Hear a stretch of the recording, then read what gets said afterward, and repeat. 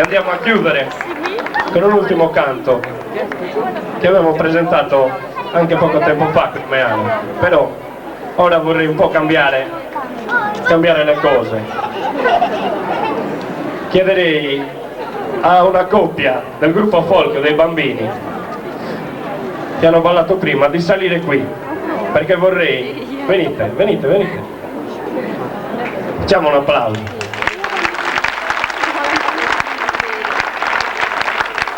Come vi dicevo prima, questo è il futuro della nostra tradizione, dei nostri balli, della nostra lingua, della nostra cultura. Adesso vi canteremo Ninnora e cercheremo di far ballare questa coppia in modo da unire le voci del coro con la passione e il ritmo del ballo.